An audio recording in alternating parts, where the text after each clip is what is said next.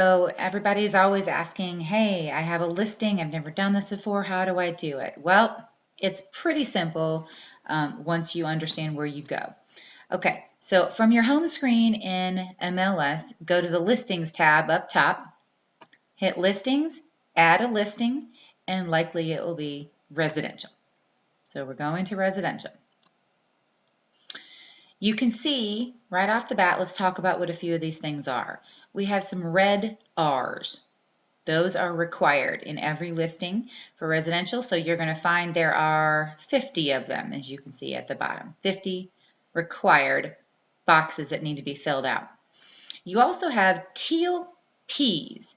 The P stands for partial, and if you are trying to get some work done ahead of time, and you want to begin this listing, because it can take a few minutes and you might not have big chunks of time to get this done.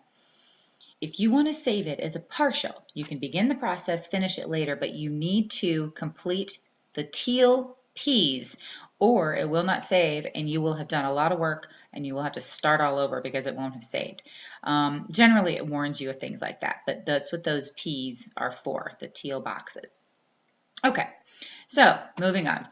Basically, all you do is you go down and you fill in the boxes.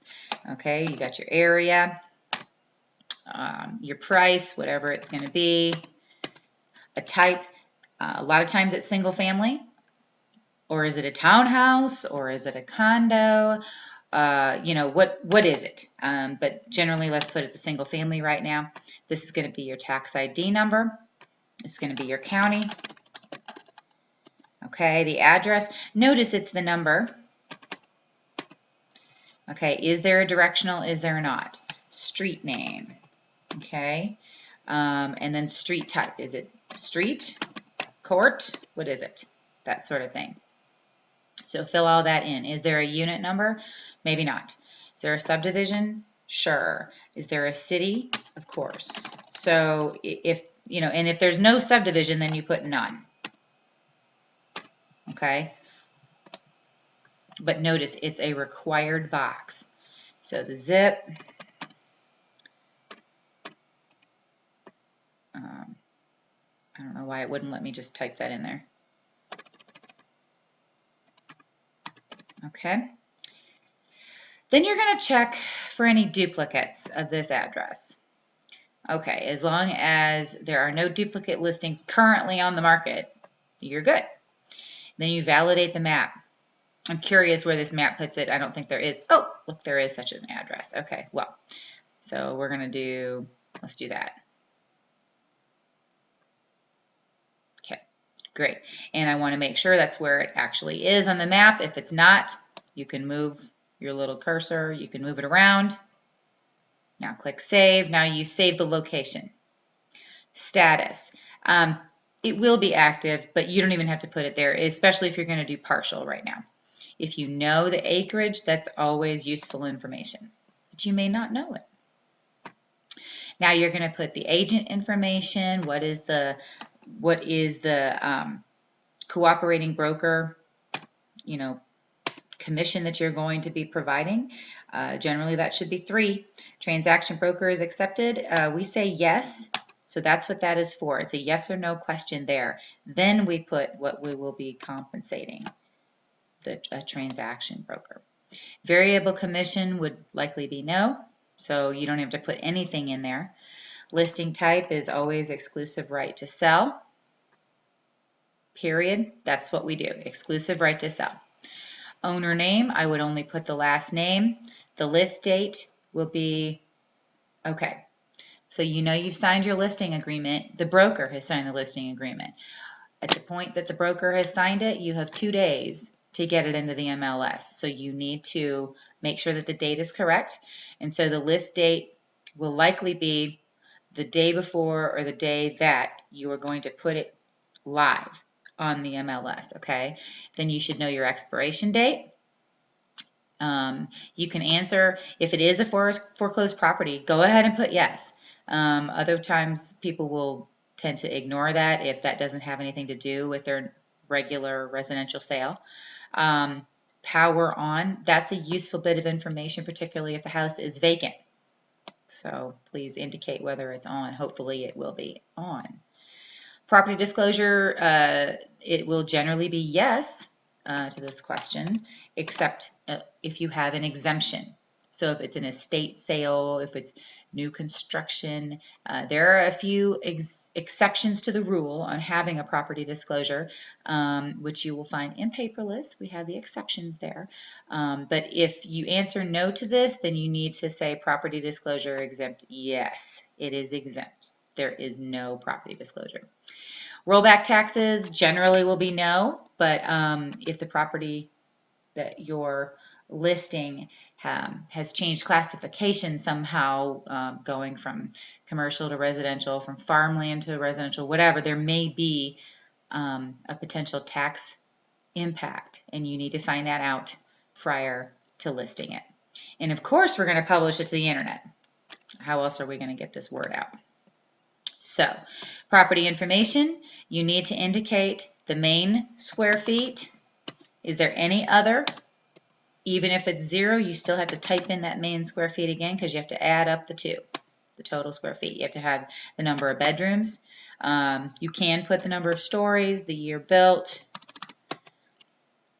Is it new or resale? Obviously, it's resale there. Fireplace is 0. Garage, we'll say 2. Now, this garage, is it attached? Is it a separate garage? Is it a carport? Okay, so that's what you have to do. You have to describe about the garage. You have to answer about how many full baths are on the main level, and you have to answer how many half baths are on the main level. Okay, then you're basically indicating the level of the room here. Okay, so where is the kitchen? On the main floor. People want to know, you see how the red R is next to the master bedroom? People definitely want to know where the master bedroom is. Okay, so you go ahead and answer the level for all of those. The washer and dryer could be an interesting place, because there might be one on the second floor. There might be 2 of them, one on the main level and on the second floor. So that's important information that people will appreciate. The school district, please always look up the school district. Just verify, even if you are 99% sure you know what the schools are, please just look it up on the district. Every school district, and you should know what school district the house is in, but every school district will have something called a school locator or something to that effect, where you can type in an address and figure out what elementary, middle, and high school this house is zoned for. Okay, so you need to get accurate information, and I don't mean look at the last listings from the last 6 months, because you never know what's happening. You never know where there's a new school popping up and when it's going to open and how those lines are going to be redrawn. Please look at it as you are listing it. It's very important. General information. So now, this is a little bit of stuff. So is it on the water anywhere?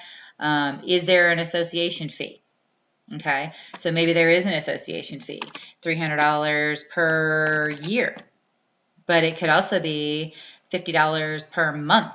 You don't know. It depends on the structure of the neighborhood and or the townhouse setup as to how that association fee is going to be paid.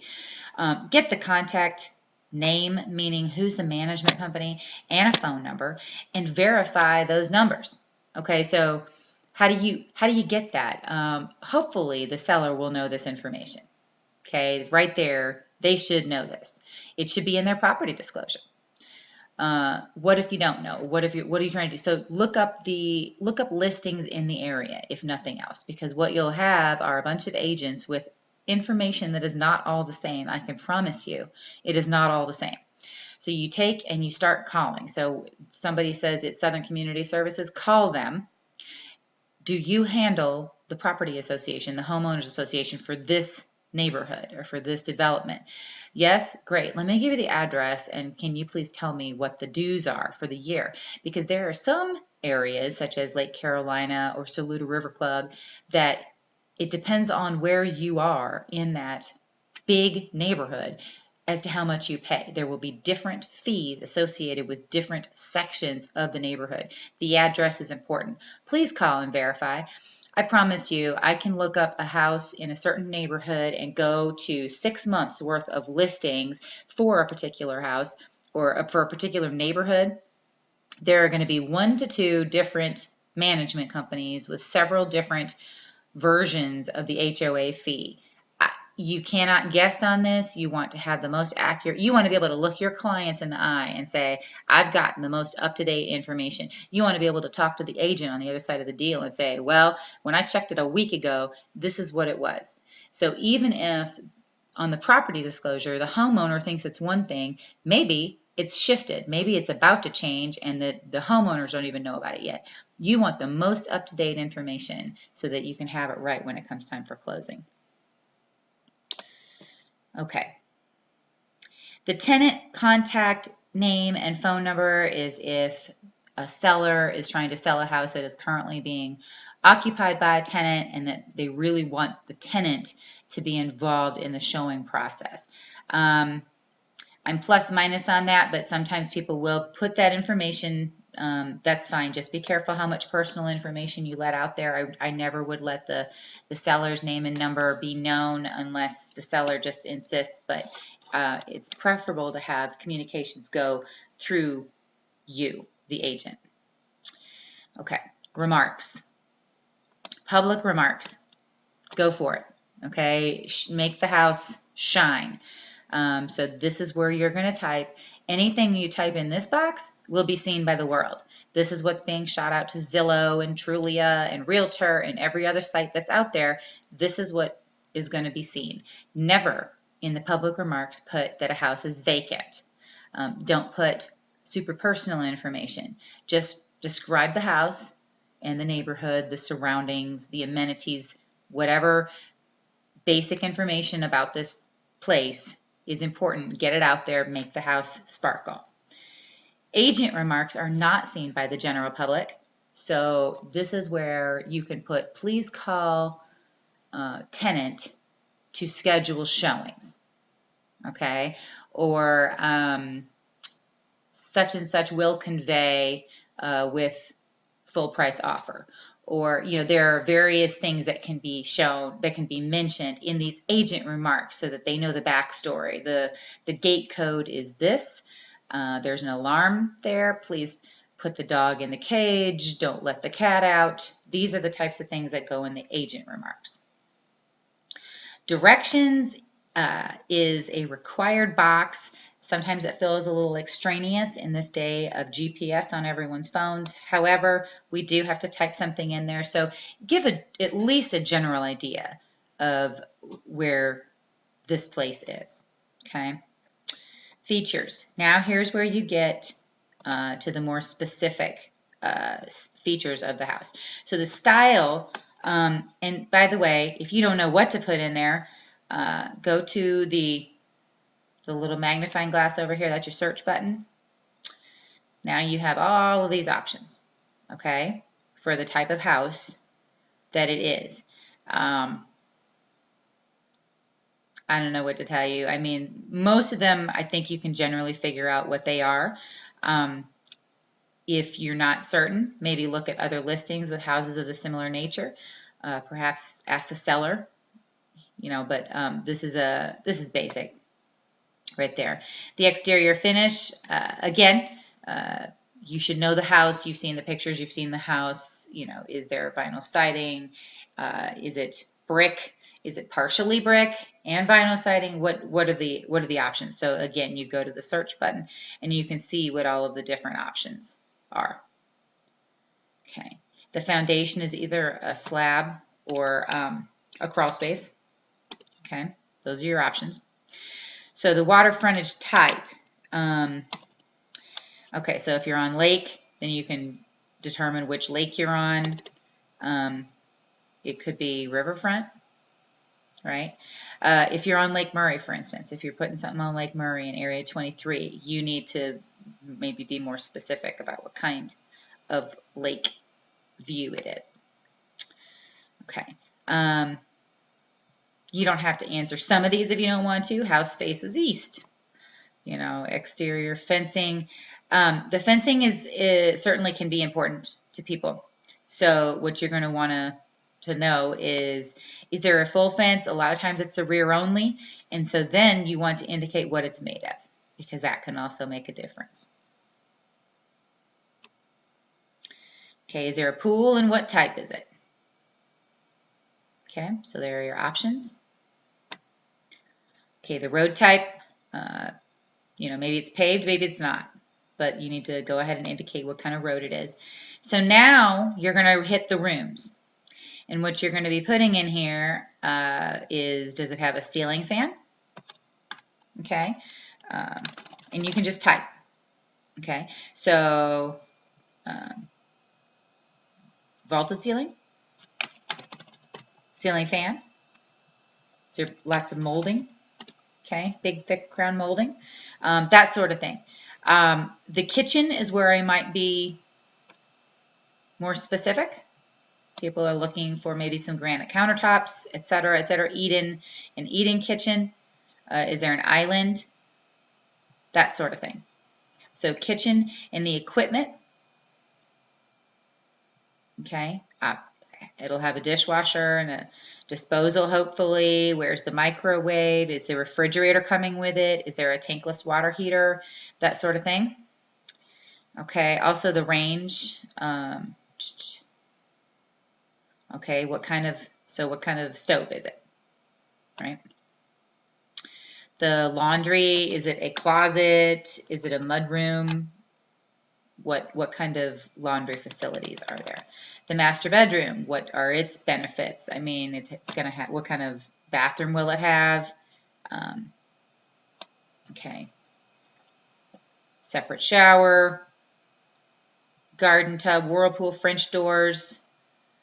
Is there a double vanity or not? I mean, let's be as specific as we can, just because. The balcony, you'll be able to see a lot of this through the pictures, but people still sometimes will search based on some very specific things like that. Is there a basement? Yes or no? What types of floors are in the house? You're going to name any of the floors that are in there. So there could be hardwood, carpet, tile, and vinyl all in the same house, depending on what room you're in. So go ahead and just indicate what all is in the house. If there's any handicap accessible stuff, that's terrific to put in there. The heating and the cooling, you may need to ask the homeowners, if you're not as familiar with these types of items, how to spot them, etc. Water, you should know, but definitely ask the homeowner just to make sure. Is it public water? Is it septic? Or I mean, is it well water? That sort of thing. And for the sewer, is it public sewer? Is it septic? These are questions that are going to be important. And again, you can see the options under each of these areas. Okay, so basically explore each of those boxes and include as much as you can, because honestly, the more information that every agent puts in, the better a search and the more specific a search it can be. That's, you know, the good information in, good information out. Same kind of thing. What does the association fee include? I think that's pretty important to answer. And so you have all of these potential items on here. Go ahead and find out, again, from the homeowners association. Ask the questions. You need to know this. It doesn't matter what the homeowner says or doesn't say. Still find out the answer yourself. Hear it for yourself. Available financing. This is a nice one to answer. So, you know, cash is always good. Can it handle a conventional loan or an FHA, VA loan? Only you know that. Is it a regular normal sale? Is this a foreclosure? There may be some that it's not going to approve. You know, they're not going to be approved for an FHA or a VA loan. The house is in too bad a shape. So you need to know the various options and be able to express that to the buyers and to the other agents. Possession, we always recommend at closing. Showing is where you can put your instructions. Do you want them to make an appointment? So if the house is occupied, you obviously need an appointment. So, you know, the best would be to text or call the agent, make an appointment. Is there a sign? Good. There's a lockbox? Yes. So indicate everything about this a successful showing that you need. Now, if the house is vacant, you can mark that it's vacant. I would always have them text you anyway, just as a courtesy. You should still have a sign. You might want to say, see agent remarks if there's something special about a code or certain instructions for seeing the house, how much time you're supposed to allow for it, that sort of thing. So just give any instructions that you need. Lockbox number and shackle code. You do need to put this on there. I know it's not a required thing, but when you're putting a lockbox on there, you should always know the number. There will be I believe it's a 6-digit number.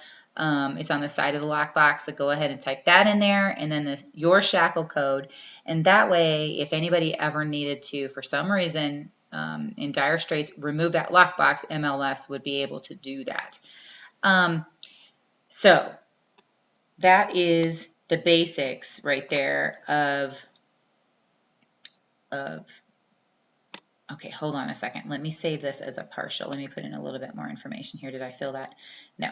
So we'll say the list date is today and the expiration date is Friday. Okay. So I'm going to save it as a partial. Okay, now I'm going to continue the input. So if I want to add pictures, you go over here, you can add pictures, and you want to upload multiple photos. You're going to have these ready to go. You're going to already have your pictures in your computer. You're going to be ready to go, and you're going to click Add Files, and you're going to go to your Pictures section, and you are going to be able to click on the pictures that you want, and you upload them. I'm going to upload a few, and I'll show you what I mean. Okay, so I've just chosen a few. They are now, see how they're listed right there. Then you would start the upload. And what's going to happen is they're all going to get uploaded. This is a really quick process, honestly, in the whole scheme of things. Then you can add a caption to each picture. You can rearrange the pictures. You can delete pictures if you want. If you find that there's one that you really don't, I don't think I need that one. I need the space for another picture that I've just taken, or gotten selected. So this is how you do the pictures. As you can see, this takes almost no time at all. And this is 6 pictures. So if you uploaded 30 pictures, it would take 5 times this long. This may have been a minute. Maybe a minute and a half, tops. So to move pictures around, you simply drag and then you save. I mean, it's as easy as that. That's it. Okay, so now I'm going to close this out for now. I have to go, right? This is a partial listing, so I have to go. So now I'm going to go back to the listings and I'm going to maintain a partial. What did I name this? 350 Main Street. There it is. And I go back and I can continue working on it. So that's all there is to it, okay? So just know that this is how you do this. It really doesn't have to take that long if you are prepared and you have all the proper information at your fingertips already, okay? Tax ID number, you want to know the address, you want to know the schools, you want to know all the details, and with your input sheet, that residential input sheet that you need to have filled out anyway and signed by the seller, that makes it really easy for you to add all the details of this house. So there you go. If you have any questions, just let me know.